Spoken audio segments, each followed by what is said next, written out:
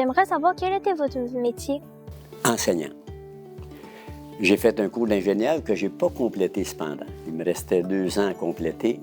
Et pour différentes raisons, j'ai abandonné. Et à l'époque, on manquait beaucoup de professeurs. Donc, comme j'avais une bonne connaissance en sciences, j'ai commencé à enseigner à Laval-des-Rapides, les sciences au niveau secondaire. Et ça a été toute ma carrière en sciences. Gardienne d'enfants plus. Il aimait ça, les enfants, puis ça riait tout le temps. Je faisais des crêpes, tout ça, fait que... Il était son temps content, puis il s'en allait à l'école, puis ça venait après. Moi, j'étais commis comptable dans les commerces privés. Je faisais la tenue de livre. Si je me suis rendue là, c'était un grand désir que j'avais de retourner aux études. Parce que moi, j'avais terminé seulement qu'au primaire, parce que ma mère était malade et j'ai dû prendre soin d'elle. Alors, j'ai pas terminé mes études plus haut que le primaire. Et lorsque mes filles ont été au secondaire, moi, je suis retournée aux études et j'ai fait le secondaire, puis le cégep. Je suis comptable depuis... j'ai travaillé dans le textile une vingtaine d'années avant que ça fasse faillite à Sainte-Thérèse. Puis après ça, je me suis recyclé dans l'automobile et j'ai pas aimé ça. C'est un domaine qui m'a pas plu du tout. Et à 42 ans, j'ai décidé de tout laisser tomber. Je suis retourné à l'école. Je suis retourné au cégep Bas-de-Boulogne. J'ai fait un DEC en administration.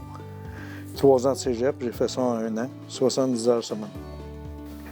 Tout simplement, chauffeur de camion. Je partais tous les matins de Montréal et je m'en allais dans les cantons de l'Est. Et je faisais le tour des cantons de l'Est.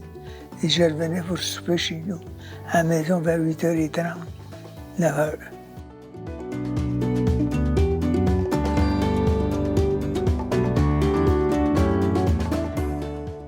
Aviez-vous beaucoup de choix de métier? Oui, j'aurais pu faire un mécanicien, un électricien, il y avait beaucoup d'ouverture. Même si l'ouvrage était plus rare qu'aujourd'hui, il n'y avait pas de pénurie de main-d'œuvre à l'époque.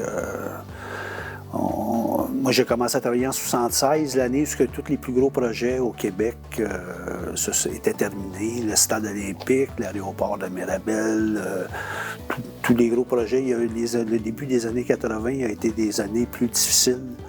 J'ai jamais manqué d'ouvrage, mais c'était pas aussi facile qu'aujourd'hui. Les patrons ne couraient pas après toi. C'était combien de temps une semaine de travail? Entre 70 et 80. On était fatigués le samedi. On ne sortait pas. Bien, une semaine régulière, c'était 40 heures, mais j'ai souvent fait de ce qu'on appelait d'overtime, du temps supplémentaire. Ça pouvait aller à 50, 60 heures, mais c'était pas quelque chose de régulier. C'est comment être en retraite? Oh, ben moi, là, quand j'ai pris ma retraite, là, j'ai fait... Il y a rien que j'ai pas fait. Bien, c'est la continuité d'une belle vie. Et j'en profite parce que je suis vraiment bien. J'ai pris ma retraite il y a 5 ans. J'ai aimé mon métier, même si c'est un métier dur, j'en ai mangé. Mais maintenant, je suis content de passer à d'autres choses. Ça faisait longtemps que je pensais à faire de la généalogie, c'était quelque chose qui m'intéressait, mais je me disais plus tard, quand j'ai pris ma retraite, j'ai décidé de m'y mettre. Je me suis inscrit à la Société de généalogie des Laurentides de Saint-Jérôme, puis ça en est devenu une passion.